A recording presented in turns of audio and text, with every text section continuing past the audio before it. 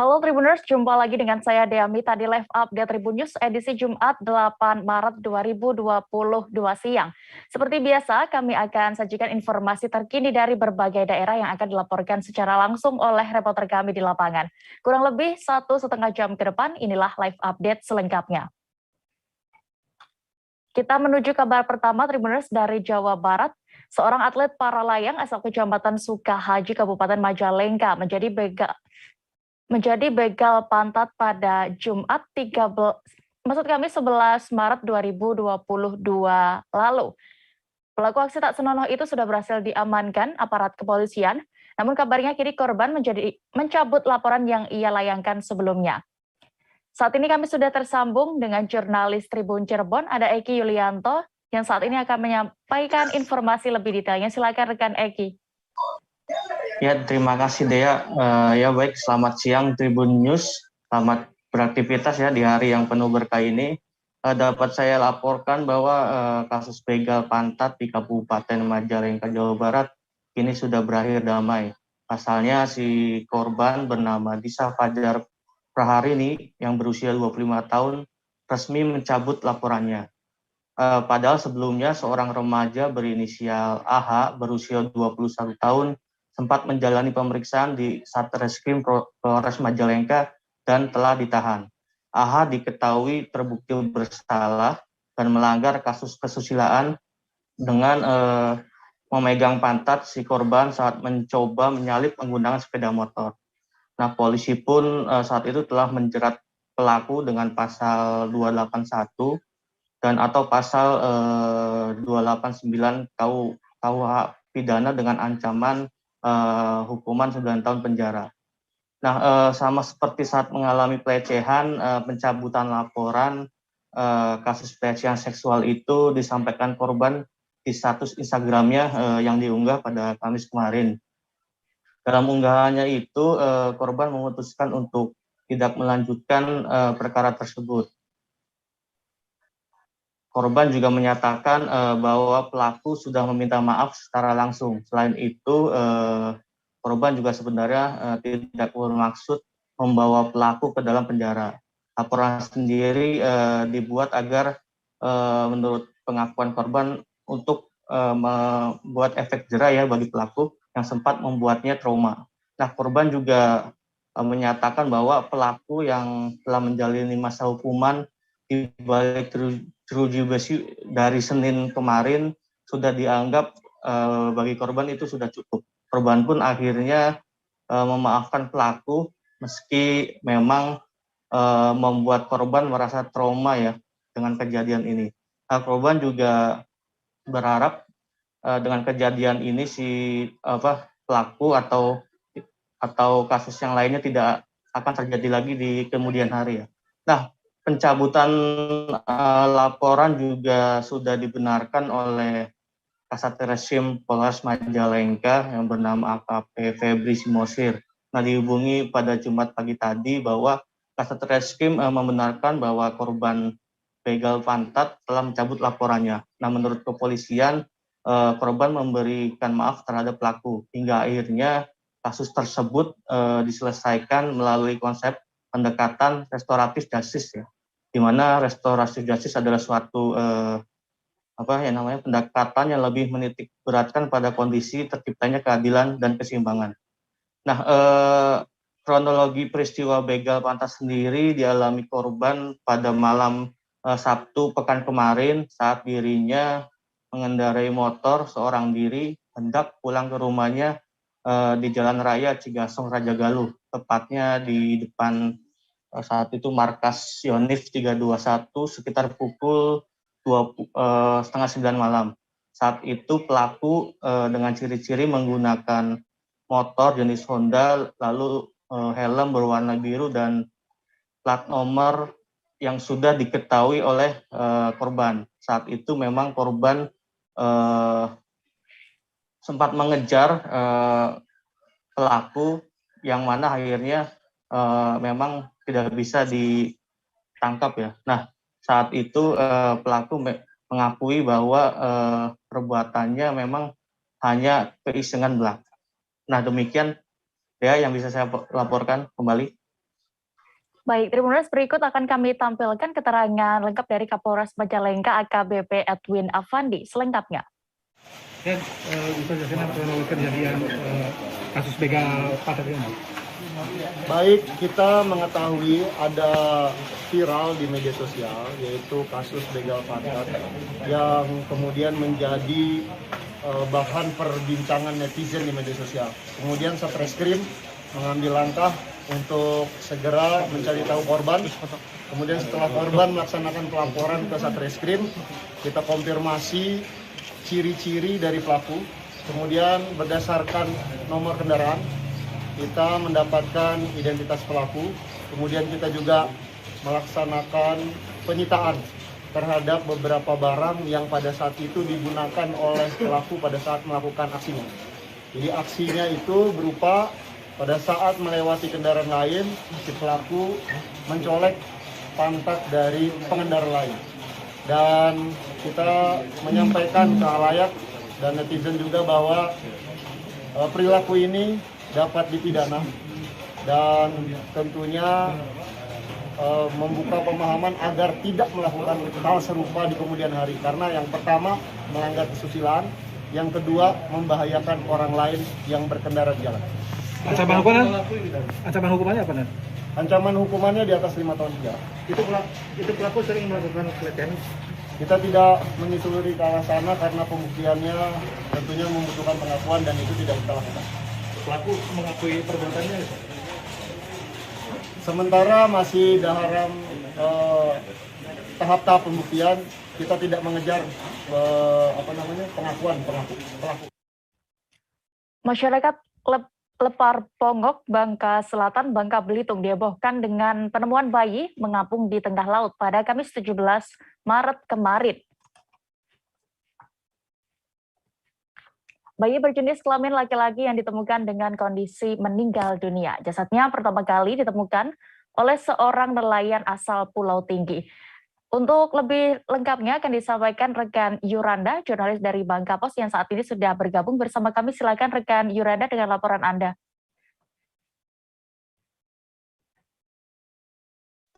Baiklah, Dea, bisa saya sampaikan pada Kamis kemarin, tanggal 17 Maret 2022, masyarakat Pulau Tinggi, Lepar Pongok digegerkan penemuan bayi yang hanyut di perairan Pulau Tinggi tersebut. Setelah dilihat, rupanya seorang bayi yang terbalut kain dan dimasukkan kantung kresek warna merah. Bayi tersebut masih utuh dan tali pusatnya juga masih ada di dalam, masih menempel di perutnya. Berdasarkan informasi yang diterima dari lapangan, bayi tersebut diperkirakan sudah mengapung sekitar berjam-jam. Mendapat penemuan bayi tersebut, para masyarakat di desa setempat langsung melaporkan ke polisi.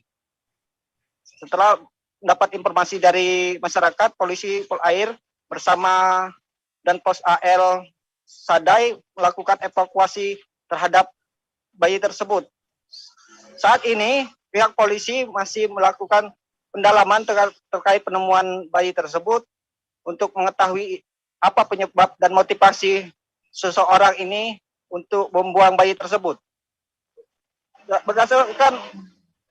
Berdasarkan keterangan dari Kabakop, mereka akan melakukan pendalaman untuk mengetahui pelaku yang membuang bayi tersebut.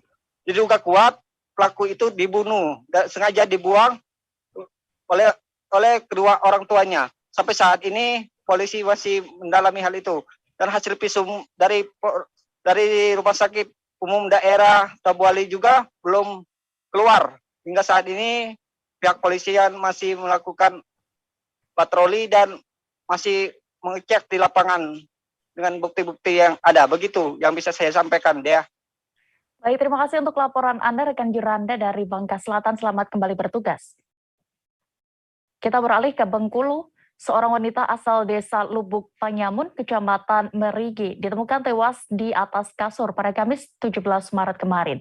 Diketahui perempuan ini bernama Rita Srianti, ditemukan pertama kali oleh anak angkatnya dari keterangan anak angkatnya. Sebelum ditemukan meninggal dunia, sang anak mendengar jeritan dari kamar ibunya. Bagaimana kronologi kejadian ini akan dilaporkan jurnalis Tribun Bengkulu, ada rekan Panji Destama yang saat ini sudah siap dengan informasi lengkapnya. Silakan rekan Panji.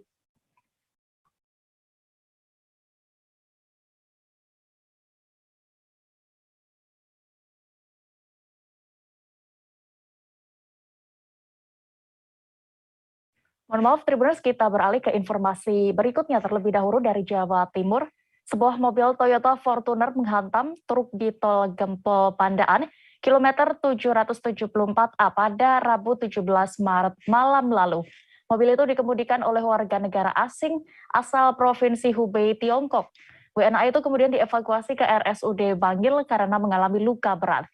Detik-detik kejadian ini dan juga bagaimana kondisinya akan dilaporkan jurnalis Tribun Jatim. Ada rekan Luhur Pambudi di sana. Silakan rekan Luhur. Oke, siang Dea.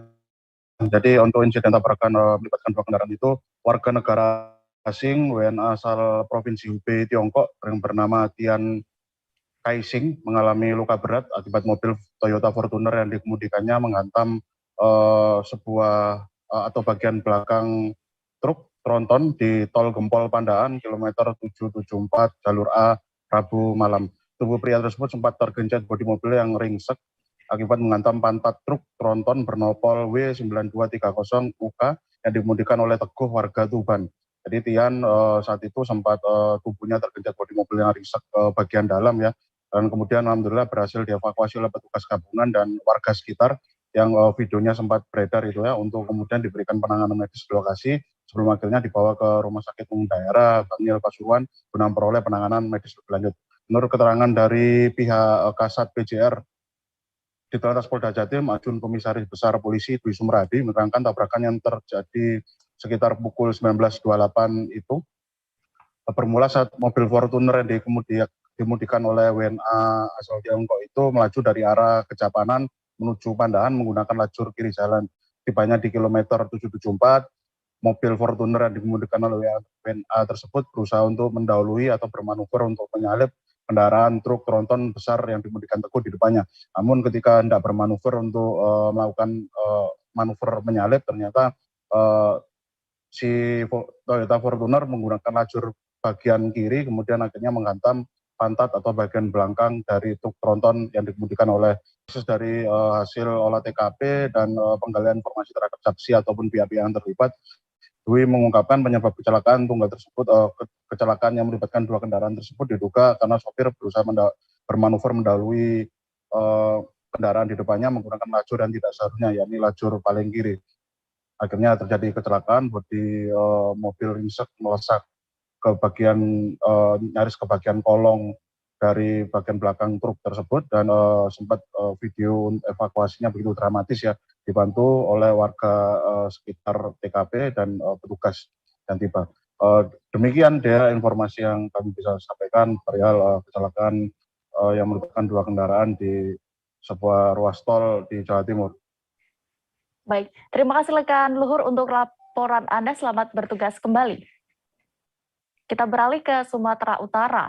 4 orang termasuk di dalamnya pejabat pemerintah Kabupaten Samosir menjadi tersangka dugaan tindak pidana korupsi. Mereka diduga menyelewengkan anggaran belanja tidak terduga, penanggulangan bencana non-alam dalam penanganan COVID-19 status siaga darurat tahun 2020. Selengkapnya akan dilaporkan wartawan Tribun Medan, ada rekan Gita yang saat ini sudah tersambung bersama kami. Silakan dengan laporan Anda.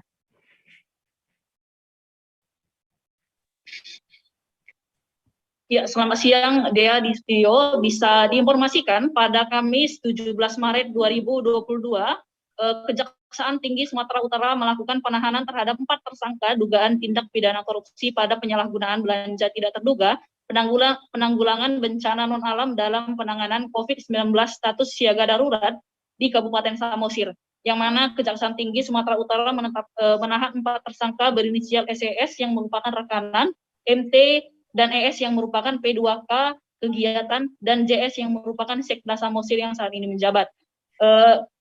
Kejaksaan Tinggi Sumatera Utara mengatakan bahwa tersangka berinisial SES, MT, dan SS ditahan pada sore hari, dan sedangkan Sekda Samosir berinisial JS ditahan pada malam hari. Selanjutnya keempat tersangka tersebut kemudian dijebloskan ke Rutan Kelas 1 Tanjung Gusta Medan untuk segera menjalani sidang di Pengadilan Negeri Medan. Kasipenkum Kejaksaan Tinggi Sumatera Utara Yos Arnold Tarigan mengatakan adapun alasan kuat dilakukan penahanan terhadap 4 tersangka tersebut karena dikhawatirkan tidak kooperatif, dikhawatirkan melarikan diri ataupun menghilangkan barang bukti yang ada. Yos mengatakan bahwa berkas perkara 4 tersangka dugaan korupsi dana COVID-19 di Kabupaten Samosir ini akan segera dilimpahkan ke Pengadilan Negeri Medan untuk segera disidangkan. Diinformasikan juga oleh Kasipenkum Kejaksaan Tinggi Sumatera Utara bahwa sebenarnya pada Februari 2021 lalu Kejaksaan Negeri Samosir sudah menetapkan 2 tersangka terkait dugaan korupsi dana COVID-19 tersebut. Salah satu tersangka yang ditetapkan yaitu Sekda Samosir berinisial JS, namun penetapan tersangka tersebut dibantah oleh JS hingga ia pun melakukan prapit terhadap Kejari Samosir. Naasnya kemudian Pengadilan Negeri Samosir kemudian mengabulkan permohonan prapit dari tersangka JS sehingga penetapan tersangka terhadap Sekda Samosir berinisial JS tersebut dikabulkan ataupun tidak sah, dinyatakan tidak sah oleh Hakim Pengadilan Negeri Samosir. Selanjutnya karena kasus tersebut sempat mandek kurang lebih selama 1,5 tahun, kemudian Kejaksaan Tinggi Sumatera Utara kemudian mengambil alih sehingga pada Kamis 17 Maret 2022 lalu Kejaksaan Tinggi Sumatera Utara menetapkan tersangka kemudian langsung melakukan penahanan terhadap 4 tersangka dugaan korupsi dana COVID-19 di Kabupaten Samosir tersebut. Demikian, Dea. Baik, Tribuners, berikut kami tampilkan hasil wawancara rekan kita bersama Yos Atarigan selaku Kasipenkum Kejati Sumut selengkapnya. Ya, benar ya. Pada hari ini Kamis 17 Maret 2022, tim Jaksa Penuntut Umum pada bidang Pitsus Kejaksaan Tinggi Sumatera Utara dan Kejaksaan Negeri Samosir melakukan penahanan terhadap 4 terdakwa yang terkait kasus dugaan korupsi penyalahgunaan dana bencana non-alam dalam penanganan COVID-19 status siaga darurat di tahun 2020 Kabupaten Samosir. Keempat terdakwa tersebut inisialnya pertama JS, kemudian SES, ketiga SS, kemudian MT. Pada dugaan korupsi tersebut dari perhitungan kerugian negara oleh akuntan publik yang dilakukan oleh tim dari penyidikan Pitsus Kejatisu pada waktu itu menghitung adanya kerugian negara sebesar 944.50.768 rupiah. Nah, saat ini keempat terdakwa dilakukan penahanan di Rutan Tanjung Gusta Kelas 1 Medan. Selanjutnya segera ya secepatnya akan dilimpahkan ke persidangan di PN Tipikor Medan untuk disidangkan. Demikian. Terima kasih. Sesosok mayat ditemukan di sekitar jembatan Sungai Aik Sembuluk, Desa Limbongan, Gantung, Belitung Timur pada Kamis 17 Maret siang kemarin. Persis di bawah jembatan juga ditemukan sebuah motor yang diduga milik jenazah tersebut. Laporan selengkapnya akan dilaporkan oleh jurnalis Pos Belitung, ada rekan Brian Bimantoro yang saat ini sudah tersambung bersama kami. Silakan rekan Brian dengan laporan Anda. Baik Dea, selamat siang. Dea dan sahabat Tribuners, sahabat Pos Belitung dimanapun Anda berada. Bisa saya laporkan bahwa telah terjadi penemuan sesosok mayat tepatnya di sekitar jembatan Sungai Aik Sembulu, Desa Limbongan, Kecamatan Gantung, Kabupaten Belitung Timur, pada Kamis 17 Maret 2022 sekitar pukul 10.30 waktu Indonesia bagian Barat. Berdasarkan keterangan dari saksi, yaitu bernama Wisnu, mengatakan bahwa dia ingin pergi bekerja mencari timah pada pagi hari tersebut. Namun kemudian sesaat setelah itu dia curiga di tengah sungai ada sesosok benda mengapung di tengah sungai, dan dia curiga bahwa itu adalah potongan tubuh manusia. Kemudian setelah dia curiga, dia berlari untuk memberikan informasi kepada warga sekitar dan pihak desa setempat. Kemudian dia dari liputan lapangan yang saya temukan kemarin bahwa berdasarkan keterangan istrinya bernama Yulisa mengatakan bahwa korban meminta izin kepadanya sehari sebelumnya untuk pergi bekerja menambang timah. Namun sampai pagi hari suaminya bernama Y, berinisial Y, berusia 40 tahun, ternyata tidak pulang-pulang sampai pagi hari. Kemudian dia melapor kepada pihak desa, dan dari pengakuan istrinya korban sempat mengabari istrinya bahwa akan pulang pada malam hari. Namun sampai pagi suaminya belum datang juga ke rumah korban. Kemudian dari keterangan PJS Kapolsek Gantung Ibda Fauzan Fataruba mengatakan bahwa kejadian ini diduga terjadi karena kecelakaan tunggal yang dialami oleh korban. Karena pada saat malam hari mungkin diduga korban mengantuk sehingga kehilangan konsentrasi sehingga tercebur ke dalam sungai. Di sekitar penemuan korban juga ditemukan satu unit motor yang diduga merupakan motor milik dari korban sendiri. Dan saat ini setelah korban ditemukan, dibawa ke Rumah Sakit Umum Daerah Belitung Timur, dan setelah dari hasil pemeriksaan tidak ada ditemukan tanda-tanda luka atau penganiayaan. Dari Manggar, Belitung Timur, Benar Bimantoro, wartawan Pos Belitung melaporkan. Baik, Tribuners, kami tampilkan rekan Brian juga sudah melakukan wawancara bersama saksi mata, yakni Wisnu. Selengkapnya. Kami pas nak kerja di daerah itu kan. Jadi terlihat kan ada macam pajukan celana gitu. Itulah ada curiga kan. Kayak macam pakaian orang gitu. Kami apa waktu itu? Kami nang pasar Robin. Oke. Jam berapa, Bang? Sekitar jam 10:30 lah. Setengah 11 ya. Itu posisi main atau gimana, Pak? Terlengkup. Oh, terlengkup. Baju pakaian lengkap. Lengkap. Anggota badan lengkap. Kami sih sebenarnya kalau awalnya cuma curiga aja kan, enggak dapat pastikan itu memang orang atau apa kan ya. Nah, terus kami setelah naruh curiga deh, baru ngabar orang. Oh, kan. Kamu belum sempat ngedekat ya? Belum berani kan. Oke. Jenis kelamin ini Bapak tahu? Enggak tahu. Enggak tahu. Soalnya kalau pria atau wanita, Pak? Kalau dari pakai saya kayak cowok lah kan. Pria lah, cowok ya.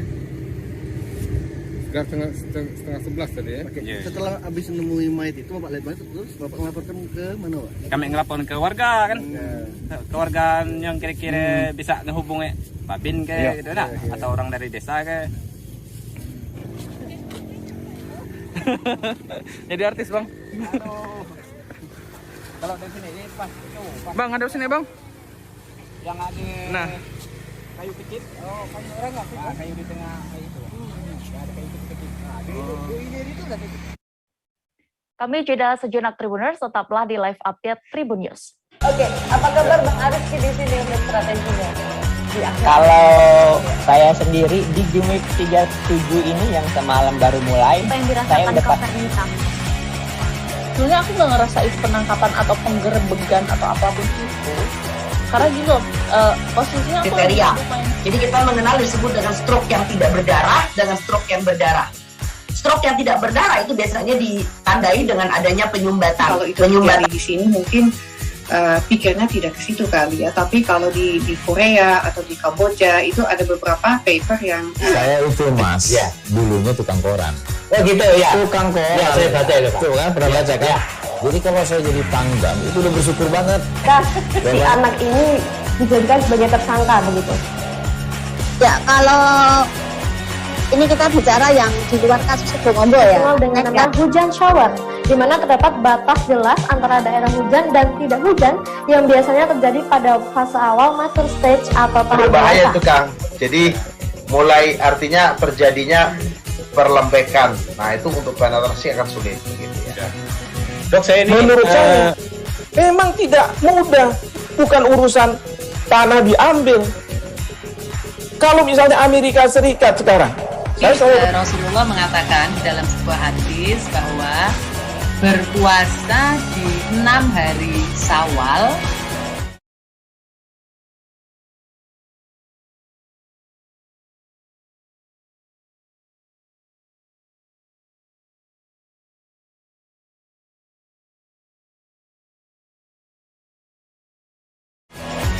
Ini kita bicara yang di luar kasus Sebongombo ya. Dengan nama hujan shower, di mana terdapat batas.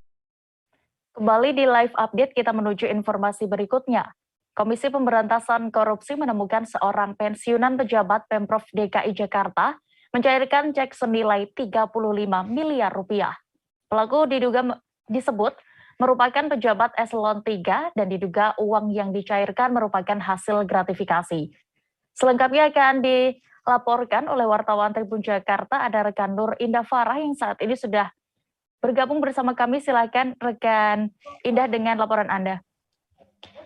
Baik Dea dan rekan Tribuners, bisa disampaikan bahwa KPK dan Pemprov DKI Jakarta telah melakukan pertemuan dalam sebuah acara bimbingan teknologi terkait dengan program keluarga berintegritas, di mana memang dalam acara tersebut telah berlangsung sejak atau pada hari Kamis 17 Maret 2022 kemarin, di mana memang KPK mencegah terjadinya tindak pidana korupsi dari lingkup paling kecil yakni keluarga. Kemudian di dalam acara tersebut juga Wakil Ketua KPK Alexander Marwata mengungkapkan bahwa adanya ex-pejabat di lingkup Pemprov DKI Jakarta yang mencairkan cek senilai 35 miliar usai pensiun, di mana ia mengatakan bahwa pejabat tersebut merupakan pejabat di eselon 3, di mana ia menyampaikan bahwa KPK pernah menerima laporan PPATK dari salah seorang pejabat eselon 3 di DKI Jakarta. Begitu yang bersangkutan pensiun, Alexander menjelaskan bahwa bahwa pejabat tersebut, maksud saya, mencairkan dana atau cek sejumlah 35 miliar, di mana dari dana tersebut pejabat tersebut juga membeli rumah secara lunas atau secara tunai maupun cash senilai 3,5 miliar. Namun lantaran yang bersangkutan telah meninggal dunia, maka KPK mengalihkan atau melimpahkan kasus ini ke Direktorat Jenderal Pajak. Seperti itu, Dea. Baik, terima kasih rekan Indah Farah untuk laporan Anda. Selamat bertugas kembali. Kita beralih ke Jawa Timur, Tribuners. Aksi unjuk rasa di depan kantor Kabupaten Sampang, Madura diwarnai kericuhan. Demonstrasi diikuti oleh aktivis dari Pergerakan Mahasiswa Islam Indonesia. Hal itu dilakukan karena tuntutan pada aksi sebelumnya terkait dugaan penyelewengan penyaluran BPNT 2022 periode triwulan pertama tidak direspons. Bagaimana terkait demonstrasi ini dan juga kondisi saat itu akan dilaporkan wartawan Tribun Madura, ada Hanggara Pratama. Silakan rekan Hanggara dengan laporan Anda. Ya, terima kasih rekan Dea. Jadi aksi demo yang dilakukan oleh mahasiswa dari Pergerakan Mahasiswa Islam Indonesia PMI Kabupaten Sampang di depan kantor PMK Sampang merupakan aksi susulan tentang dugaan adanya penyelewengan realisasi bantuan pemerintah non-tunai BPNT 2022 triwulan pertama senilai 600.000 per KPM, di mana atas temuan mereka di lapangan penyaluran bansos tersebut ada indikasi pemaksaan atau penggiringan untuk membelanjakan uang bantuan ke toko atau agen tertentu, bahkan ada intimidasi kepada KPM. Kemudian menurut salah satu demonstran saat berorasi, sesuai dari video yang tengah viral, terdapat seorang penerima berusia 50 tahun hanya menerima telur sebanyak 50 butir, dan jika diuangkan jumlah telur tidak sesuai dengan nominal bantuan sebesar Rp600.000. Dan sementara aksi dari demonstran pertama digelar pada 7 Maret 2022, namun para demonstran tak ditemui oleh Bupati dan Wakil Bupati Sampang. Dan pada aksi kali ini, yang kedua ini, pada 17 Maret 2022 kemarin, lagi-lagi demonstran tak direspon sehingga jalannya aksi diwarnai kericuhan. Saat di lapangan, para demonstran ngotot mencoba masuk ke dalam kantor Pemkab dengan cara mendobrak pintu gerbang, dan hal itu dilakukan berkali-kali. Akan tetapi upaya mereka gagal, mengingat ada penjagaan dari pihak keamanan Polres Sampang. Kemudian aksi mereka tidak berhenti di sana, melainkan malah membakar ban mobil bekas sekaligus poster dan spanduk yang bertuliskan unsur kritik. Hingga jalannya aksi, para demonstran tidak mendapatkan tanggapan sama sekali dari Bupati ataupun Wakil Bupati Sampang, sehingga mereka berjanji akan menggelar aksi kembali dalam kurun waktu 7 kali 24 jam dengan masa lebih banyak lagi. Seperti itu, rekan. Baik, terima kasih rekan Hanggara untuk laporan Anda dari Madura. Selamat kembali bertugas. Kita bergeser ke Jawa Tengah. Ketua Komisi 3 DPR RI Bambang Wuryanto memberikan tanggapan soal prosedur penangkapan tersangka kasus terorisme Dr. SU. Dia dinilai Densus 88 sudah sesuai prosedur saat melakukan proses penangkapan di Dusun Cendono, Desa Sugihan, Kecamatan Bendosari, Sukoharjo pada Rabu 9 Maret lalu. Bagaimana keterangan lengkapnya akan diinformasikan oleh wartawan Tribun Solo, ada Agil Pratama yang sudah bergabung bersama kami. Silakan rekan Agil. Ya, Komisi 3 DPR RI mengunjungi Polres Sukoharjo, yang mana dalam kunjungan tersebut untuk membahas terkait dengan isu penangkapan terduga terorisme yang melibatkan dokter berinisial SU, yang mana Densus 88 melakukan penangkapan di Desa Sugihan, Kecamatan Bendosari, Sukoharjo pada Rabu tanggal 9 Maret 2022 lalu. Dalam penangkapan tersebut, Dr. SU ditembak mati oleh tim Densus karena mencoba melarikan diri. Hal tersebut menjadi perdebatan dari pihak kepolisian maupun dari pihak dari keluarga korban. Dari kunjungan Komisi 3 DPR RI tersebut, menurut Ketua Komisi 3 DPR RI Bambang Wuryanto mengatakan bahwasannya prosedur yang dilakukan oleh Densus sudah benar terkait dengan insiden kematian Dr. SU sendiri, disebut sebagai sebuah insiden yang tidak bisa dihindari atau diperkirakan. Namun pernyataan berbeda disampaikan oleh anggota Komisi 3 DPR RI dari fraksi Gerindra, yang mana menyampaikan jika ada kesalahan prosedur dalam proses penangkapan tersebut sehingga mengakibatkan Dr. SU meninggal dunia. Dari keterangan Romo Muhammad Syafi'i sendiri mengatakan bahwasanya harusnya Densus bisa melakukan tindakan yang lebih semut sehingga untuk menghindari adanya korban dalam proses penangkapan terduga teroris tersebut. Ya. Baik, terima kasih untuk laporan Anda, rekan Agil di Jawa Tengah. Selamat bertugas kembali. Selesai jeda berikut akan kami laporkan informasi seputar pencabutan subsidi minyak goreng hingga stoknya yang tiba-tiba kembali melimpah. Tetaplah di live update Tribun News. Oke, apa kabar Bang Aris di sini untuk strateginya? Kalau saya sendiri di Jumik 37 ini yang semalam baru mulai, saya udah pasti. Sebenarnya aku nggak ngerasa itu penangkapan atau penggerebegan atau apapun itu. Karena gitu, posisinya aku kriteria. Jadi kita mengenal disebut dengan stroke yang tidak berdarah dengan stroke yang berdarah. Stroke yang tidak berdarah itu biasanya ditandai dengan adanya penyumbatan. Kalau itu terjadi di sini mungkin pikirnya tidak ke situ kali ya, tapi kalau di Korea atau di Kamboja itu ada beberapa paper yang saya itu mas, ya dulunya tukang koran. Oh gitu ya, tukang koran. Ya saya baca itu Pak. Tuh kan pernah baca kan? Ya. Jadi kalau saya jadi pangdam itu udah bersyukur banget. Si anak ini dijadikan sebagai tersangka begitu. Ya kalau ini kita bicara yang di luar kasus Sebongombo ya. Dengan nama hujan shower, di di mana terdapat batas jelas antara daerah hujan dan tidak hujan yang biasanya terjadi pada fase awal mature stage atau tahap Berbahaya dewasa. itu Kang. Jadi mulai artinya terjadinya perlembekan. Nah itu untuk penetrasi akan sulit begitu ya. Dok, saya ini menurut saya memang tidak mudah, bukan urusan tanah diambil. Kalau misalnya Amerika Serikat sekarang, Rasulullah mengatakan dalam sebuah hadis bahwa berpuasa di 6 hari Syawal itu. Oke, apa kabar Bang Ariski di sini?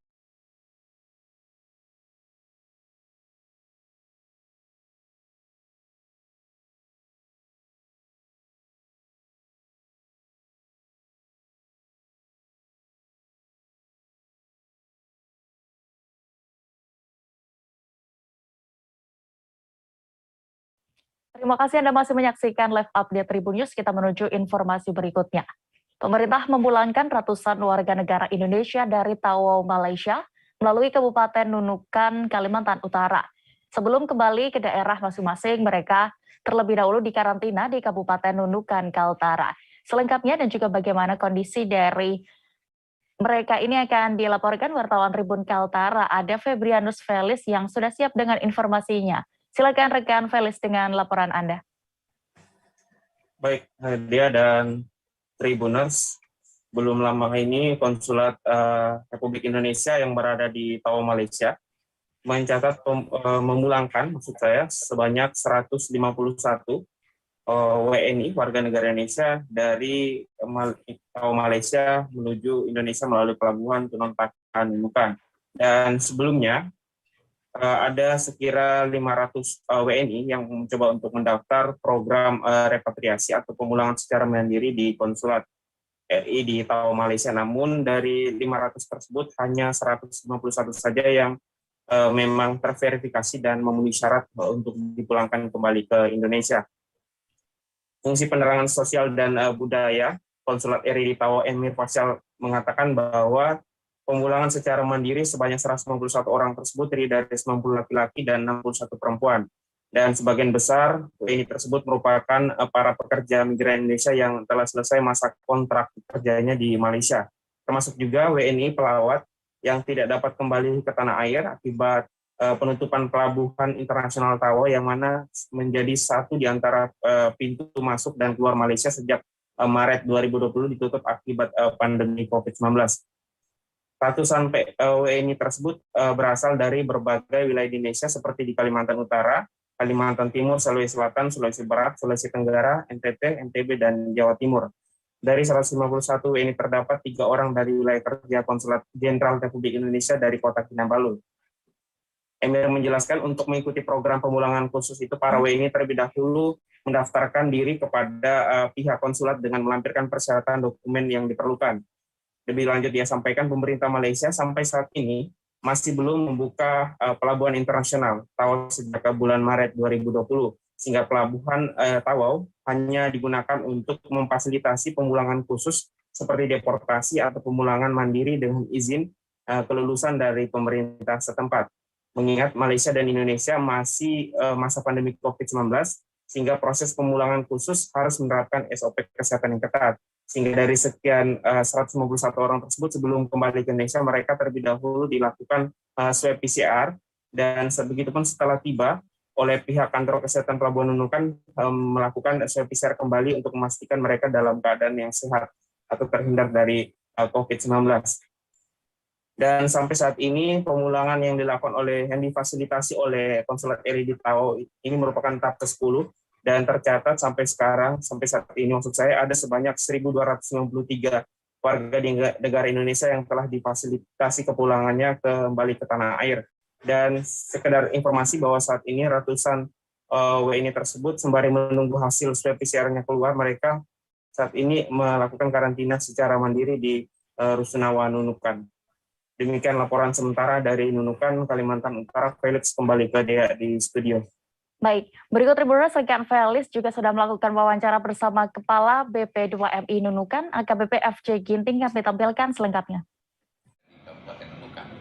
Nah, itu sudah kita lakukan kemarin kegiatan koordinasi Mudah-mudahan nanti pada hari ini di jam J nanti kedatangan dari PMI itu teman-teman semua sudah tergelar mulai dari TNI, Polri dan Satpol PP, teman-teman KSOP dengan kegiatan security internalnya dan juga Pelindo yang mempunyai lokasi itu sudah bersama-sama dalam satu visi misi bagaimana memfasilitasi penjemputan dari teman-teman PMI bisa nyaman, aman sampai di Rusunawa.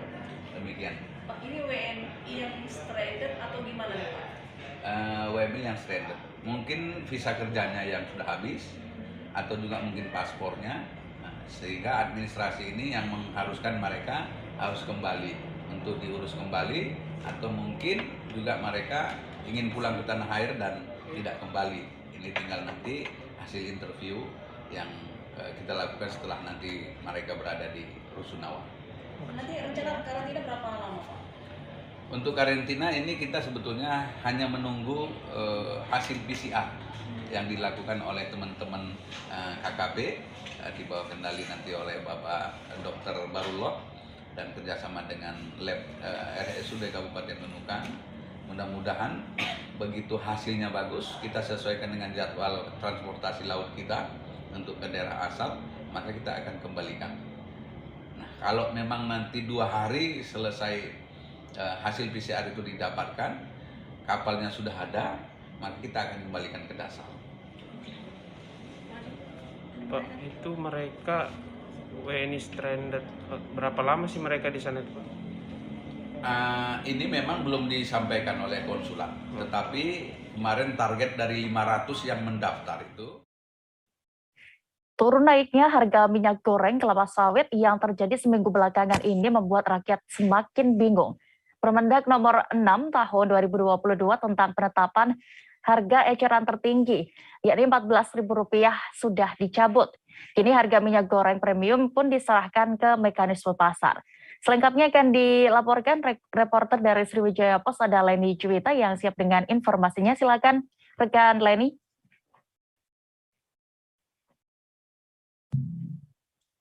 Baik rekan Dia, terima kasih. Kita informasikan kondisi harga minyak di Kabupaten Ogan Komering Ulu saat ini memang masih menjadi keluhan masyarakat. Menyusul dicabutnya Permendag nomor 6 tahun 2022. Sebelumnya dengan head yang sudah diberlakukan 14.000 per liter itu disambut baik oleh masyarakat Kabupaten Ogan Komering Ulu. Namun tidak sampai 1 bulan, kemudian head yang 14.000 itu dicabut kembali. Selanjutnya harga diserahkan kepada mekanisme pasar. Nah, kondisi ini tentunya membuat gaduh di masyarakat, di pasaran khususnya para ibu-ibu, karena dengan diserahkan kepada mekanisme pasar tidak ada lagi ketentuan, tidak ada lagi harga yang ditetapkan, sehingga setiap toko swalayan dan warung-warung itu menetapkan harga minyak yang tidak seragam. Contohnya di salah satu swalayan itu menetapkan dengan harga 25.500 per liter. Kemudian ada swalayan lain menetapkan dengan harga 23.000, ada yang 27.000, sehingga masyarakat semakin bingung. Nah, kita informasikan pula untuk Kabupaten Oku, kebutuhan minyak goreng dari kelapa sawit ini sekitar 240.000 liter per bulan. Namun kenyataannya di kabupaten ini hanya mendapat suplai sekitar 50% dari jumlah normal. Beberapa pihak khususnya distributor dan pemerintah Kabupaten Ogan Komering Ulu melalui Dinas Perdagangan dan Industri sudah berupaya mendorong agar kebutuhan minyak Kabupaten Ogan Komering Ulu tercukupi. Tadi di masa head ditetapkan dengan 14.000 itu kondisi minyak di pasaran itu kosong, langka. Meskipun ada harga dengan 14.000, namun barangnya tidak ada. Namun anehnya, begitu dicabutnya head harga 14.000 itu, kemudian harga diserahkan kepada mekanisme pasar. Nah, selanjutnya minyak goreng itu berlimpah. di mana-mana, di warung-warung, di swalayan, semua minyak goreng itu banyak dijual. Namun sayangnya masyarakat ini banyak yang belum paham dengan disebutnya head. Apalagi pihak swalayan itu memasang merek yang tidak begitu mudah dipahami. Karena tetap dipasang 14.000 per liter. Di bawahnya ada ditulis dengan tulisan yang agak kecil sehingga sulit terbaca. Ditulis terhitung sejak tanggal 17 harga minyak kembali ke normal. Nah, masyarakat tentunya akan bertanya-tanya, maksud harga normal itu berapa, dinaikkan atau diturunkan? Nah, sehingga seringkali terjadi cekcok antara calon pembeli dengan pelayan swalayan.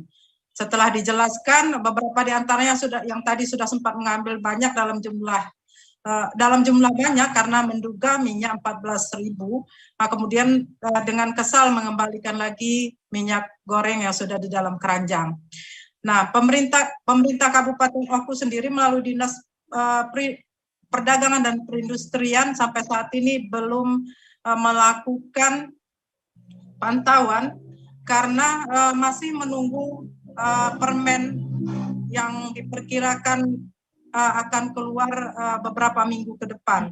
Nah, pihak distributor juga saat ini masih bingung karena harga yang dilepas itu mengikuti mekanisme pasar, jadi tidak ada kesepakatan, tidak ada keseragaman harga.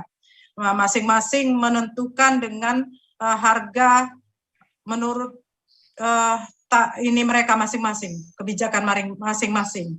Nah, masyarakat Ogan Komering Ulu, khususnya para ibu dan pedagang gorengan, semakin bingung karena saat ini harga minyak goreng yang dari bahan baku kelapa sawit ini semakin tinggi. Nah, di beberapa daerah seperti di pedesaan itu harganya sudah mencapai 30.000 per liter. Nah, kondisi ini tentunya sangat menyulitkan.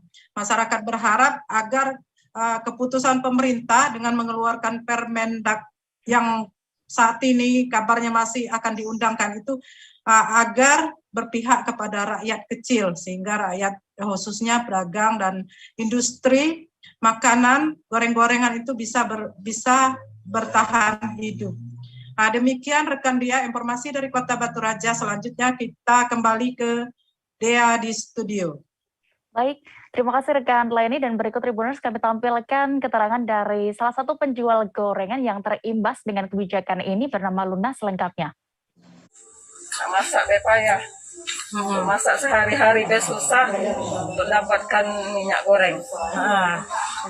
Tadi sebelum harganya sebelum ini dicabut, sebelum surat edaran ini berlaku mulai hari ini, kemarin masih dapat. Kalau ke sini 1 liter masih dapat harga 14.000. Tapi cuma di atas 1 liter. Masih dapat. Per minggu itu dapat 1 liter itu pasti dapat. Cukup lah ya. Cukup untuk ini. Harapan kepada pemerintah, Bu? Ya, mudah-mudahan stabil ya harga minyak ini. Kalau ini sih terlalu tinggi harganya untuk masyarakat yang rendah seperti kita ini. Di kisaran berapa lah Bu yang terjangkau? Per liter itu misalkan rata-rata 18.000 per liter itu harga mungkin masih bisa terjangkau. Kalau yang merek premium ya. Kalau sudah di atas 20.000 ini, apabila sudah di atas 25.000 per liter itu susah, sangat susah. Setelah dicabutnya penetapan harga eceran tertinggi, harga minyak goreng kemasan langsung melambung di pasaran. Baik di retail modern maupun di pasar tradisional pun juga terjadi. Di Banjarbaru, Kalimantan Selatan, harga minyak goreng kemasan saat ini dibanderol sekira Rp24.000 hingga Rp25.000 per liternya. Bagaimana pantauan di sana akan dilaporkan reporter Banjarmasin Pos ada Nurholis Huda yang sudah terhubung bersama kami. Silakan dengan laporan Anda. Oke, Sobat Tribun News,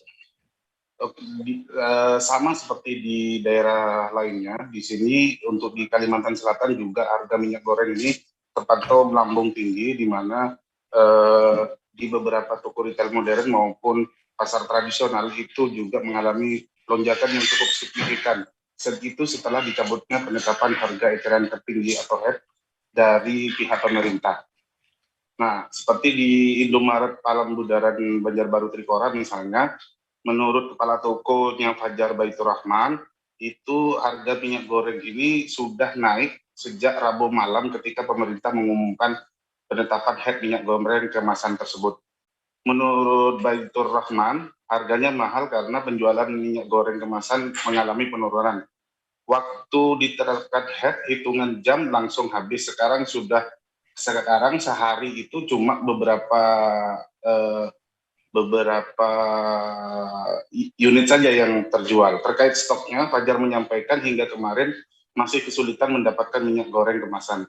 Yang datang cuma 1 dus dan kemungkinan stok belum banyak juga.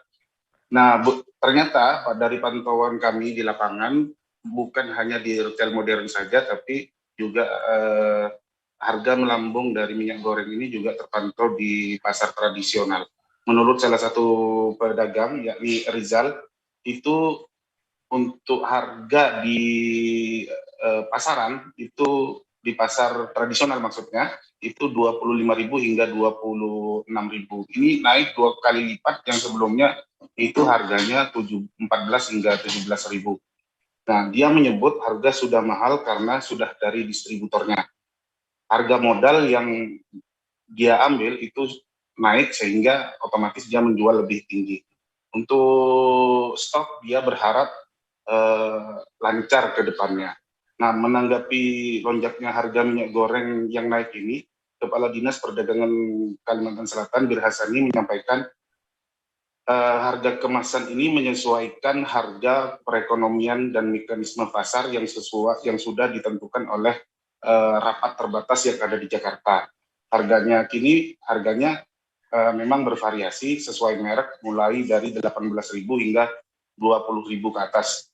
Selain itu, harga keekonomian saat ini memang naik, sehingga harga minyak goreng pun turut melonjak tinggi. Ini karena harga CPO dan minyak goreng internasional jauh lebih tinggi dibandingkan Desember 2021 yang lalu. Sehingga menurutnya harga minyak goreng bisa kembali normal apabila CPO dunia turun. Kalau harga CPO masih tinggi, maka harga minyak goreng juga tetap mahal. Demikian yang dapat kami laporkan dari Banjarbaru, kembali ke Dea, host di Jakarta. Baik, Tribuners, berikut kami tampilkan wawancara rekan Huda bersama penjual minyak goreng dan juga kepala minimarket di sana selengkapnya. Mas, ini mereknya ada 2 aja kah sementara atau seperti apa? Sementaranya ada 2 Bang Baik, soalnya kan baru normal kan. Ya, stoknya itu masih langka juga, belum banyak datangnya lah. Oh, gitu. Kalau yang terjangkau Mas, yang katanya minyak curah juga belum ada. Kalau yang terjangkau kayaknya belum masuk ya. Maksudnya curah ya? Curah nggak ada jual Baik. Kalau yang curahan pasti yang berbanyak semua. Yang disubsidi pemerintah belum masuk berarti? Nggak ada Baik. Oh, yang harga 14.000 itu? Nggak ada. Belum masuk ya. Belum masuk, Oke, ini ketersediaannya ada sampai berapa banyak setiap harinya? Kalau yang awal-awal ini ya Bang. Awal-awal ini kurang tahu juga Pak. Kan itu kan kiriman dari kantor kan, kami cuma menerimanya aja. Ya, itu biasanya kalau harga murah dulu cepat habis. Kiriman berapa aja, berapa karton aja, habis hitungan jam lah. Jam aja. Terus kalau sekarang kan datangnya palingan 5 karton, 10 karton, itu nggak habis. Mungkin terkena apa? Karena harganya kembali normal. Sudah normal. Oh gitu ya. Tapi yang menyediakan yang harga terjangkau juga nggak? Maksudnya yang ini belum? Kayaknya belum ada. Belum ada ya. Yang ini aja yang merek-merek biasa. Yang harga premium aja ya. Minyak berpremium aja ya. Oh, yang bermerek ya. Gitu ya. Kalau stoknya banyak nih Mas? Sedikit. Kalau di awal ini belum lagi. Masih belum banyak. Mungkin masih belum normal. Ini sampai berapa ketersediaannya sampai seminggu? Kalau yang premium gini harga mahal gini, harga yang tinggi gini. Kurang tahu, Bay. Kan di sini jualan lo. Kirimannya juga. Kira-kira ini sejak kapan, Dok? Ini sejak kapan untuk yang bermerek ini? Pagi tadi. Entar pagi tadi ya. Pagi tadi sudah mulai naik. Sudah mulai. Karena kan pemberitaannya sudah ada banyak kan di koran-koran juga apa dengan. Oh ya, sudah mencabut subsidinya lah. Iya. Mencabut harga eceran tertinggi lah. Kalau stoknya otomatis lancar? Belum. Enggak juga. Oh, meskipun ini belum lancar juga ya untuk yang ini ya. Jadi harapannya sebagai pedagang sampean ini stok untuk yang minyak goreng juga lancar juga ya. Kalau yang ini apa, Om? Yang curah belum. Curahnya 2 hari aja sudah tutup pabriknya 2 hari. Alasannya rusak kalau mesin, padahal dia nunggu dari pusat juga masalah harga. Oh, masalah sampai harga nunggu. Belum menentukan harganya lah. Iya.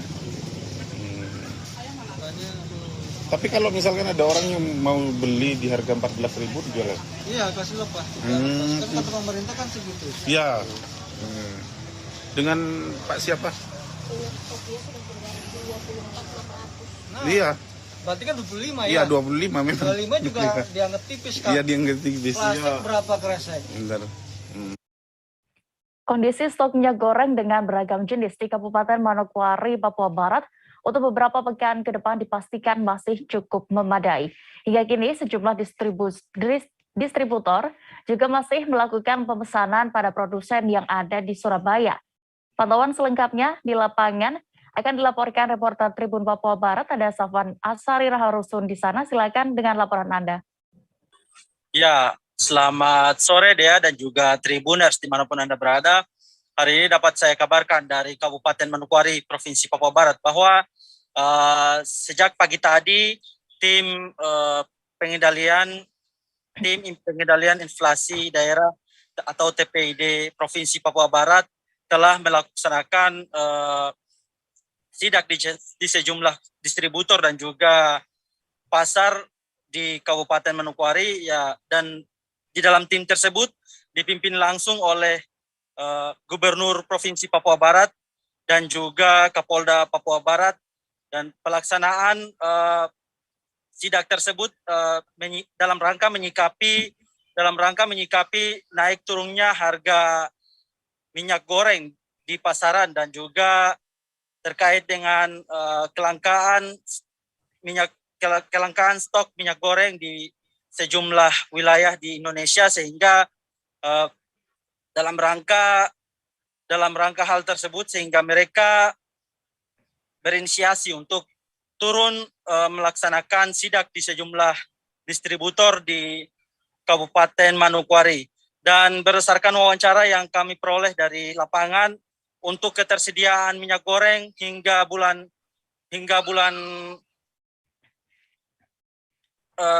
suci Ramadan, nantinya beberapa minggu lagi akan akan masuk, sehingga Gubernur Provinsi Papua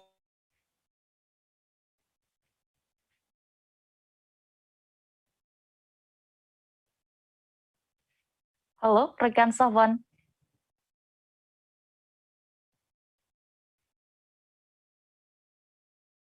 goreng dan juga distributor di Kabupaten Manokwari, beliau menyampaikan bahwa untuk sementara masih dijual dengan standar yang telah ditetapkan, yakni 14.000 dan juga standar 14.000 dan dengan sejumlah harga eceran pada umumnya yaitu 20.000 ke atas, sehingga masyarakat diminta agar tidak panik buying dan lain-lain. Sementara pada saat kami wawancarai salah seorang pedagang di pasar tradisional Sanggeng Manokwari sendiri, beliau menyampaikan bahwa hingga saat ini mereka sangat kesulitan karena harga eceran yang ada di distributor sangat mahal, sehingga mereka membutuhkan perhatian dari pemerintah dan juga pihak kepolisian terkait dengan harga eceran yang ada di distributor. Kembali ke studio dia. Baik, terima kasih untuk laporan Anda rekan Safwan di Papua Barat. Selamat bertugas kembali. Tim TPID di bawah pimpinan Pak Gubernur ya, tim pengendalian inflasi daerah berkesempatan untuk betul-betul memastikan stok barang khususnya minyak goreng mulai dari di distributor sampai di retail ataupun pasar tradisional ataupun di pengecer juga ya, semuanya kita pastikan barang harus ada stoknya. Dan itu sudah kita buktikan pagi ini, dan hal ini juga diikuti oleh TPID di tingkat kabupaten dan kota yang lain untuk melaksanakan hal yang sama, untuk memastikan bahwa barang stoknya ada. Ya, dan tadi juga kita sudah bisa pastikan di pihak distributor ya, mereka juga sedang memesan juga ya, ada PO mereka juga di tingkat produsen, di mana kita ada 2 produsen, yaitu yang pertama grupnya Wilmar yang ada di Jakarta, dan yang satu lagi yang ada di Surabaya ya, yang di Surabaya itu Sinarmas ya kalau nggak salah. Nah itu jadi kita pastikan barang-barang apapun kontainer yang masuk itu pun itu bisa mencukupi ya kebutuhan minyak goreng yang ada di Papua Barat. Itu yang kita pastikan. Dan tim ini kita memastikan karena tugas TPID juga kan untuk melihat stabilitas harga. Terus dan kemarin juga ada persoalan masalah ketentuan Menteri Perdagangan yang sudah mengeluarkan juga surat edaran 09 yang sudah mengembalikan harga itu dalam konteks yang normal kembali, di mana itu dilihat daripada mekanisme pasar dan nilai keekonomian masing-masing. Nah, ini Bapak peninjauan langsung ke lapangan dengan kondisi stok minyak goreng ini Bapak. Baik, terima kasih. Jadi saya Pak Kapolda dan juga Kementerian Perdagangan dan juga pihak terkait semua, kita lihat di beberapa pemasok atau distributor. Kemudian hari ini kita ada di mall. Jadi pada umumnya pakai minyak yang subsidi itu harganya tetap 14.000. Tadi kita cek semua, yang subsidi tetap 14.000. Kemudian yang bukan subsidi itu ada bervariasi. Tapi pada umumnya stok untuk sampai hari ini berapa minggu ke depan masih cukup gitu. Nah, kemudian juga mereka juga ya distributor ini juga mereka udah pesan juga dari produsen di Surabaya gitu. Ada yang masih dalam perjalanan, tapi ada juga yang belum gitu. Tapi mereka udah pesan gitu. Nah, sehingga kita harapkan kita bisa ada stok yang ada ini untuk hari raya, bulan-bulan puasa, juga hari raya Lebaran nanti.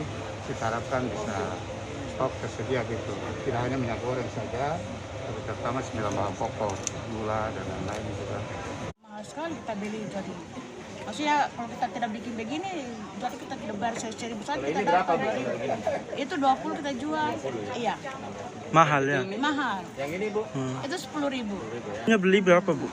Sebelumnya yang gen-gennya yang biasanya kemarin itu kita beli 280, tapi sekarang 400 langsung. Gen-gennya berapa Gen liter? Besar itu. Berapa liter? Yang 20. 20 liter? Iya. Kali mahal sekali. Sekarang sudah berapa? Sekarang 400. 400. Iya. Sebelumnya? Udah jauh sekali. Sebelumnya 28. 280. Naik 38. Sekarang 400. Tidak bisa kurang lagi. Itu sejak kapan Ibu mahal begitu? Bulan kemarin. Oh, mulai bulan ya. kemarin sudah mulai mahal. Iya. Kenaikan harga ini mungkin sebagai pedagang kecil di Pasar Sanggeng sendiri, bagaimana harapan Ibu kepada pemerintah daerah? Kasihan Pak ini, maksudnya kasih turun harganya ini. Setelah terjadi kelangkaan selama 1 bulan, stok minyak goreng kemasan di Kota Tangerang kembali muncul. Minyak goreng kemasan tersebut tersedia di retail penjualan yang terdapat di Kota Tangerang. Namun harganya kini sudah kembali melambung tinggi. Bagaimana pantauan di lapangan akan disampaikan reporter Warta Kota. Saat ini kami sudah terhubung dengan rekan Gilbert Sandro. Silakan rekan Gilbert dengan laporan Anda. Ya, Dea. Stok ketersediaan minyak goreng kemasan di Kota Tangerang telah menjadi suatu hal yang disebut sebagai kelangkaan sejak 1 bulan lebih, dalam 1 bulan terakhir. Dan pada Selasa 5 15 Maret 2022 kemarin, pemerintah Kota Tangerang juga sudah melakukan rapat koordinasi dengan para Forkopimda seperti Kepala Kepolisian Polres Metro Tangerang Kota dan juga Kepala Kejaksaan Tinggi Tangerang. Rapat tersebut merupakan rapat terkait dengan koordinasi tentang keberadaan minyak goreng kemasan yang kondisinya langka di Kota Tangerang.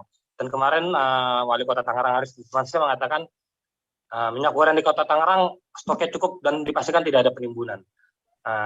Namun saat itu kondisi masih langka hingga kemarin juga Rabu masih terjadi kelangkaan di di pasar-pasar Kota Tangerang. Selanjutnya ketika pemerintah kembali mencabut penerapan harga eceran tertinggi minyak goreng kemasan sebesar Rp14.000, tiba-tiba beberapa retail di Kota Tangerang kembali menjual stok ketersediaan minyak yang sebelumnya padahal bahkan di tempat rak-rak tempat minyak tersebut tertulis minyak habis, minyak langka.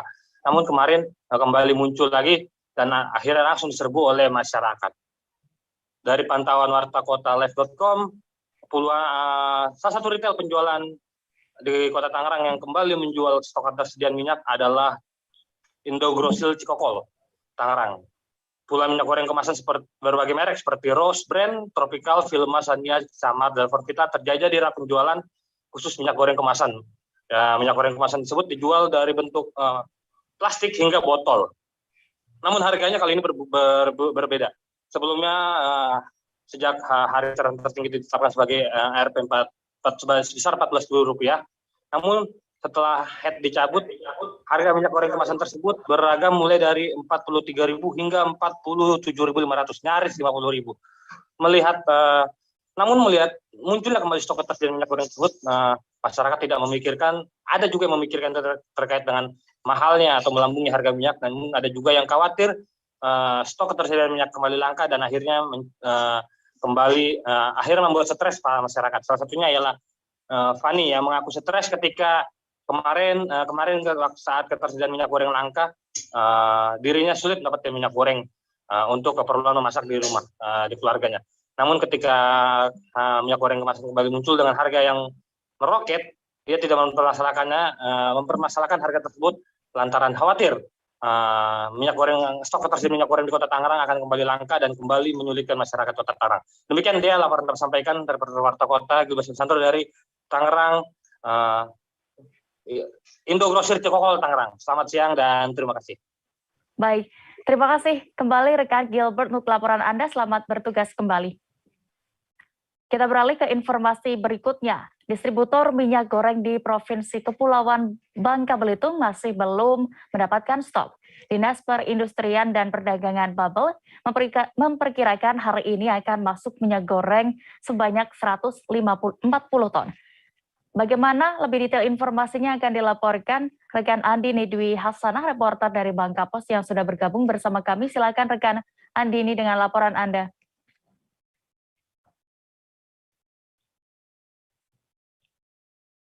Halo rekan Andini.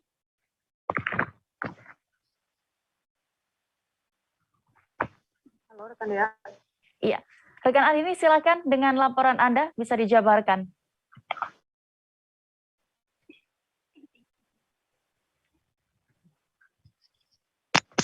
Baik, Dea, kelangkaan minyak goreng sampai sekarang masih melanda Bangka Belitung, Kota Pangkal Pinang. Dan informasinya dari Dinas Perdagangan Provinsi Kepulauan Bangka Belitung, ini akan datang lagi hari ini, Jumat 18 Maret 2022, sebanyak 140 ton minyak goreng. Namun belum diketahui pasti sampai siang ini 140 ton minyak goreng itu datang lagi memasuki Kota Pangkal Pinang, ya, Kepulauan Bangka Belitung. Nah, sampai hari ini juga di supermarket hingga retail, antrian sejumlah masyarakat untuk mendapatkan minyak goreng ini masih memenuhi supermarket seperti tadi pagi itu di Swalayan atau supermarket Ramayana itu masih sibuk masyarakat untuk mengantri untuk mendapatkan minyak goreng ini. Meskipun harga minyak goreng yang didapatkan masyarakat ini sudah dengan harga yang cukup tinggi, yaitu satu minyak goreng 2 liter merek Sanko itu seharga 48.000. Nah, meskipun harganya yang cukup tinggi, antusias masyarakat di Bangka Belitung untuk mendapatkan minyak goreng ini sudah sangat antusias sekali, maksud saya ya, karena meskipun harganya tinggi, mereka rela berantrian mulai dari pukul 8 sebelum supermarket itu buka gitu. Pengakuan masyarakat sendiri lebih baik harganya yang tinggi daripada harus menghadapi kelangkaan stok minyak yang susah dicari gitu. Nah, untuk 140 ton minyak goreng ini sampai hari ini belum dapat diketahui pasti apakah akan masuk hari ini di Bangka Belitung. Informasinya sore ini kapal pembawa minyak goreng ini akan tiba di Bangka Belitung dan kemungkinan akan bisa didistribusikan ke beberapa distributor dan retail yang ada di Bangka Belitung. Dengan harapan 140 ton minyak goreng yang hadir kembali ke Bangka Belitung ini bisa memenuhi kebutuhan dan mengatasi kelangkaan minyak goreng yang ada di Bangka Belitung selama ini. Demikian, Dea. Baik, terima kasih rekan Andini melaporkan dari Bangka Belitung. Selamat bertugas kembali. Kami masih akan kembali dengan informasi menarik lainnya, Tribuners, hanya di live update Tribun News. Oke, apa kabar Bang Ariski di sini untuk strateginya? Kalau saya sendiri di Jumip 37 ini yang semalam baru mulai, saya udah Sebenarnya aku nggak ngerasain penangkapan atau penggerebegan atau apapun itu. Karena gitu, posisinya aku kriteria. Jadi kita mengenal disebut dengan stroke yang tidak berdarah dengan stroke yang berdarah. Stroke yang tidak berdarah itu biasanya ditandai dengan adanya penyumbatan. Kalau itu terjadi di sini mungkin pikirnya tidak ke situ kali ya. Tapi kalau di Korea atau di Kamboja itu ada beberapa paper yang saya itu Mas, ya, dulunya tukang koran. Oh gitu ya. Tukang koran. Ya, saya baca itu Pak. Tuh kan pernah baca kan? Ya. Jadi kalau saya jadi tanggam itu udah bersyukur banget. Si anak ini dijadikan sebagai tersangka begitu. Ya, kalau ini kita bicara yang di luar kasus Kebun Ombo ya. Dengan nama hujan shower, di mana terdapat batas jelas antara daerah hujan dan tidak hujan yang biasanya terjadi pada fase awal master stage atau tahap berbahaya itu Kang. Jadi mulai artinya terjadinya perlembekan. Nah itu untuk penetrasi akan sulit begitu ya. Dok, saya ini menurut saya memang tidak mudah, bukan urusan tanah diambil. Kalau misalnya Amerika Serikat sekarang, Rasulullah mengatakan dalam sebuah hadis bahwa berpuasa di 6 hari Syawal itu. Oke, apa kabar Bang Ariski di sini untuk strateginya? Kalau saya sendiri di Jumip 37 ini yang semalam baru mulai, saya udah Sebenarnya aku nggak ngerasain penangkapan atau penggerebegan atau apapun itu. Karena gitu, posisinya aku kriteria. Jadi kita mengenal disebut dengan stroke yang tidak berdarah dengan stroke yang berdarah. Stroke yang tidak berdarah itu biasanya ditandai dengan adanya penyumbatan. Kalau itu terjadi di sini mungkin pikirnya tidak ke situ kali ya. Tapi kalau di Korea atau di Kamboja itu ada beberapa paper yang saya itu Mas, ya, dulunya tukang koran. Oh gitu ya. Tukang koran. Ya, saya baca itu Pak. Tuh kan pernah baca kan? Ya. Jadi kalau saya jadi tanggam itu udah bersyukur banget. Si anak ini dijadikan sebagai tersangka begitu. Ya, kalau ini kita bicara yang di luar kasus Kebun Ombo ya. Dengan nama hujan shower, di mana terdapat batas jelas antara daerah hujan dan tidak hujan yang biasanya terjadi pada fase awal master stage atau tahap berbahaya itu Kang. Jadi mulai artinya terjadinya perlembekan. Nah itu untuk penetrasi akan sulit begitu ya. Dok, saya ini menurut saya memang tidak mudah, bukan urusan tanah diambil. Kalau misalnya Amerika Serikat sekarang, Rasulullah mengatakan dalam sebuah hadis bahwa berpuasa di 6 hari Syawal itu. Oke, apa kabar Bang Ariski di sini untuk strateginya? Kalau saya sendiri di Jumip 37 ini yang semalam baru mulai, saya udah Sebenarnya aku nggak ngerasain penangkapan atau penggerebegan atau apapun itu. Karena gitu, posisinya aku kriteria. Jadi kita mengenal disebut dengan stroke yang tidak berdarah dengan stroke yang berdarah. Stroke yang tidak berdarah itu biasanya ditandai dengan adanya penyumbatan. Kalau itu terjadi di sini mungkin pikirnya tidak ke situ kali ya. Tapi kalau di Korea atau di Kamboja itu ada beberapa paper yang saya itu Mas, ya, dulunya tukang koran. Oh gitu ya. Tukang koran. Ya, saya baca itu Pak. Tuh kan pernah baca kan? Ya. Jadi kalau saya jadi tanggam itu udah bersyukur banget. Si anak ini dijadikan sebagai tersangka begitu. Ya, kalau ini kita bicara yang di luar kasus Situbondo ya. Dengan nama hujan shower, di mana terdapat batas jelas antara daerah hujan dan tidak hujan yang biasanya terjadi pada fase awal mature stage atau tahap berbahaya dewasa. itu Kang. Jadi mulai artinya terjadinya perlembekan. Nah itu untuk penetrasi akan sulit. Gitu ya. Dok, saya ini menurut saya memang tidak mudah, bukan urusan tanah diambil. Kalau misalnya Amerika Serikat sekarang, Rasulullah mengatakan dalam sebuah hadis bahwa berpuasa di 6 hari Syawal itu. Oke, apa kabar Bang Arif di sini untuk strateginya? Kalau saya sendiri di Jumip 37 ini yang semalam baru mulai, Apa yang saya dirasakan udah Kak Fernita? Sebenarnya aku nggak ngerasain penangkapan atau penggerebegan atau apapun itu, karena gini loh, posisinya aku Kriteria. Jadi kita mengenal disebut dengan stroke yang tidak berdarah dengan stroke yang berdarah. Stroke yang tidak berdarah itu biasanya ditandai dengan adanya penyumbatan. Kalau itu terjadi di sini mungkin pikirnya tidak ke situ kali ya, tapi kalau di Korea atau di Kamboja itu ada beberapa paper yang Saya itu Mas, dulunya tukang koran. Oh gitu ya. Tukang koran. Ya, saya baca itu Pak. Tuh kan, pernah baca kan? Jadi kalau saya jadi pangdam, itu udah bersyukur banget. Si anak ini dijadikan sebagai tersangka begitu. Ya, kalau ini kita bicara yang di luar kasus Situbondo ya. Dengan nama hujan shower, di mana terdapat batas jelas antara daerah hujan dan tidak hujan yang biasanya terjadi pada fase awal mature stage atau tahap berbahaya dewasa. itu Kang. Jadi mulai artinya terjadinya perlembekan. Nah itu untuk penetrasi akan sulit. Gitu ya. Dok, saya ini menurut saya memang tidak mudah, bukan urusan tanah diambil. Kalau misalnya Amerika Serikat sekarang, Rasulullah mengatakan dalam sebuah hadis bahwa berpuasa di 6 hari Syawal itu. Oke, apa kabar Bang Arif di sini untuk strateginya? Kalau saya sendiri di Jumip 37 ini yang semalam baru mulai, Apa yang saya dirasakan udah Kak Fernita? Sebenarnya aku nggak ngerasain penangkapan atau penggerebegan atau apapun itu, karena gini loh, posisinya aku Kriteria. Jadi kita mengenal disebut dengan stroke yang tidak berdarah dengan stroke yang berdarah. Stroke yang tidak berdarah itu biasanya ditandai dengan adanya penyumbatan. kalau itu terjadi di sini mungkin pikirnya tidak ke situ kali ya, tapi kalau di Korea atau di Kamboja itu ada beberapa paper yang Saya itu Mas, dulunya tukang koran. Oh gitu ya. Tukang koran. Ya, saya baca itu Pak. Tuh kan, pernah baca kan? Jadi kalau saya jadi pangdam, itu udah bersyukur banget. Si anak ini dijadikan sebagai tersangka begitu. Ya, kalau ini kita bicara yang di luar kasus Situbondo ya. Dengan nama hujan shower, di mana terdapat batas jelas antara daerah hujan dan tidak hujan yang biasanya terjadi pada fase awal mature stage atau tahap berbahaya dewasa. itu Kang. Jadi mulai artinya terjadinya perlembekan. Nah itu untuk penetrasi akan sulit. Gitu ya. Dok, saya ini menurut saya memang tidak mudah, bukan urusan